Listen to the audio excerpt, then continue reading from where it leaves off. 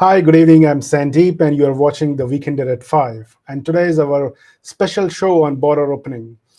As you all know, that today is Thursday, February 10th. 7 days has passed since Prime Minister Jacinda Ardern has come out and announced the much-awaited decision on border reopening on last Thursday, February 3rd. And immediately after that announcement, we have done our first part of the show where we said that confusion continues. And today we have come back in the second part of the show to see what are the fallouts and what has been the community reaction, and if there has been any new added announcements along with the main announcement that has been pushed through under the carpet. So today's show, we are calling it as Government's Trust Deficit Continues to Grow. So that is the theme of today's show around border reopening, that despite the fanfare in the announcement, we haven't seen that there is a growing level of trust when it comes to government's commitment on keeping the border open. So interestingly, both citizens and residents on one hand and temporary migrants, temporary visa holders, either onshore or on offshore, they continue to see the government's decision around border opening a bit a level of trust deficit. While while for citizens and residents, the announcement was all about making the entry into New Zealand MIQ free. As you all know, that MIQ means Managed Isolation and Quarantine Facilities, which has been the hallmark of government's COVID management plan since last April 2020. There have been a story of a lot of human misery, as Prime Minister Jacinda Ardern has herself said and accepted while she made an announcement last week that MIQs is associated with a lot of heartache, heartbreaking, and frustration. But she went on to assert that MIQ has kept the border or New Zealand COVID free as well.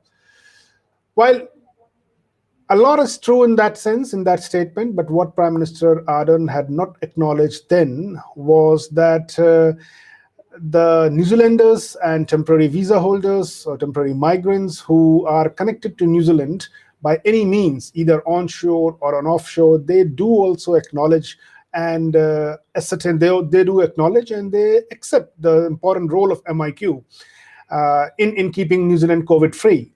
But their concerns and their complaints is about the abysmal way of managing MIQ system.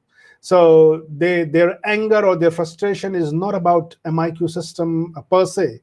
Their frustration is in the way government has been managing this MIQ system, which is creating a lot of heartbreak, frustrations for Kiwis and for temporary visa holders alike.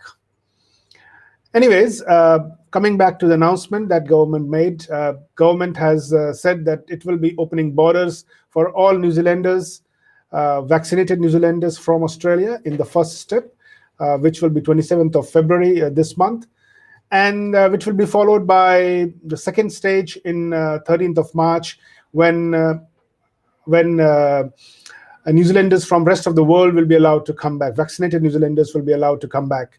So on that note, what we have noticed on the ground in last 1 week, that New Zealanders are still struggling to trust Prime Minister and the government on this announcement.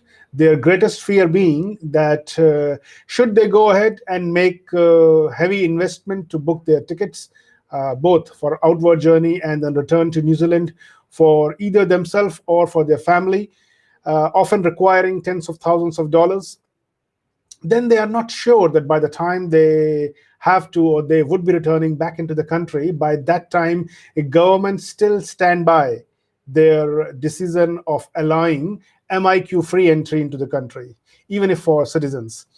So that is the major fear, major concerns on the ground.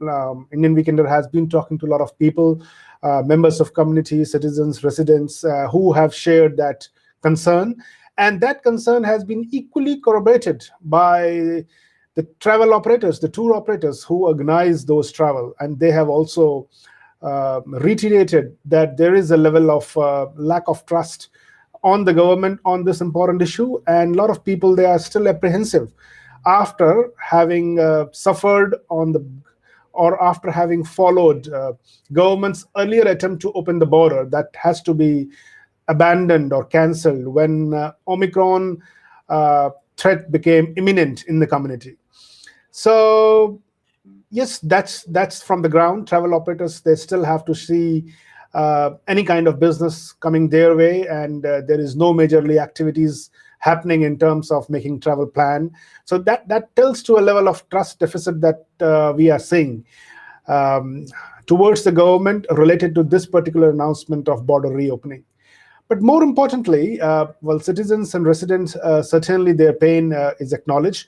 But more importantly, it's all about temporary migrants, temporary visa holders who have received, or maybe who have been hardest hit by this global pandemic anywhere in the world, because their rights and privileges associated with their visas have were quickly eroded, and government have been making the policies on the hoof to manage the global pandemic that world has never seen in the last 100 odd years. And New Zealand has not been any different.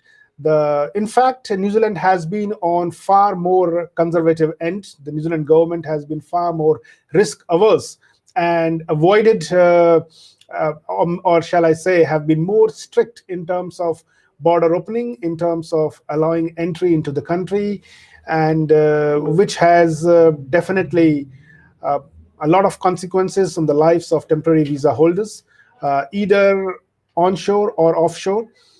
As we all know, that Indian Weekender has been continuing this coverage on our temporary migrants, workers who have been stuck overseas and have not been allowed to return back since last 2 odd years. And the latest update from Immigration New Zealand that was revealed to Indian Weekender in an exclusive response to a query sent by us, we came to know that there are around 21,000 temporary visa holders currently offshore. And government is not clear if they would still be eligible to come back and enter into the country at the third stage, when government is opening the borders for other temporary migrant categories. So that is a major concern, and we have approached in Immigration New Zealand, we have approached Minister of Immigration's office, and there has not been any convincing reply. Apart from that, there is another heartbreak for the partners and the families of temporary migrants who are currently on shore. Those who are following Indian Weekender on our website, Facebook, or our newspaper, they would know that Indian Weekender is on top of this particular issue. We have been chasing Immigration Minister every day and still waiting a response. If government is aware of this anomaly that is in the making, Indian Weekender has earlier raised and highlighted this particular issue. In fact, we were the first publication to highlight this anomaly in the making, that when during the third stage, that is on 13th of April this year, government will be allowing new set of temporary migrants, either on a high skill, high wages scheme coming into the country, then potentially they will be having the ability to bring along their families. While similar kind of temporary migrants who are living in the country right now and are onshore in the country right now, they have been denied the ability or the privilege to bring along their family. Well, those who are following this heartbreaking news, they will recall that this anomaly is very similar to an earlier anomaly that emerged last year in March, April, when government has decided to bring critical health workers and nurses from overseas to boost up the supply of health workers in our New Zealand's health system. At that time, government has allowed those new nurses and new health workers coming into the country to bring along their own partners and wives, while those who have been already working in the New Zealand's health system in the country, they were being denied of that privilege. At that time, media and opposition parties were able to raise that issue to a level that attracted attention of Prime Minister Ardern herself, and she has to intervene, and government has to go out and fix that anomaly in the policy. And at that time, probably You all will recall that Indian Weekender was also on top of that. We were raising those stories, and government has to acknowledge that anomaly has existed because of inconsistency in government's own decision making. So probably it seems, and Indian Weekender is already raising that issue with the government. We are still waiting for a response from Minister Chris Fafoy's office, and we will keep you updated as soon as we hear from Minister's office. That is there another anomaly in making? We do know that there are hundreds and hundreds of hundreds and thousands of New Zealanders, temporary migrants, who have got their partners or their wives, husbands, who are still stuck overseas, and they are not being allowed entry into the country. In some cases, Immigration New Zealand has already processed their visas. They have acknowledged that there is a genuine relationship between them. They've acknowledged that, but unfortunately, they are not meeting the living together requirement under the partnership visa category. That is why they were not granted partnership visa.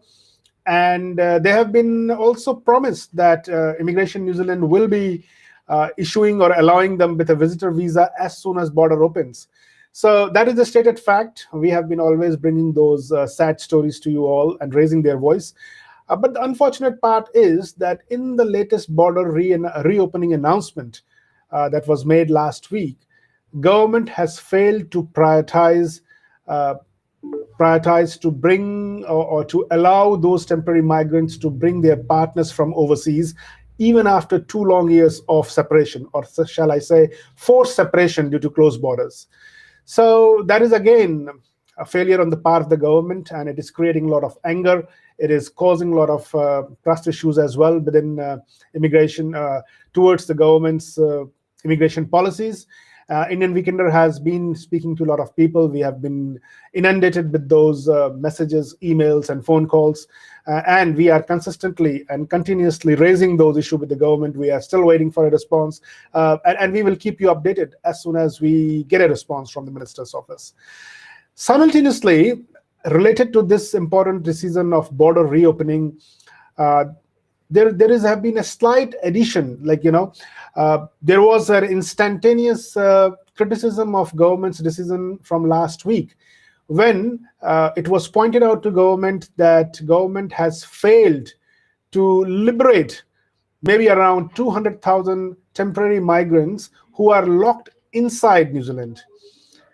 So as you all know that there are probably around 200 to 250,000 temporary migrants, temporary visa holders, who are inside the country, but they don't have the ability to travel overseas to attend important life events, to attend maybe like wedding in the family or unfortunate funerals, because they don't have the ability to be allowed to return back and enter into New Zealand, which remains closed.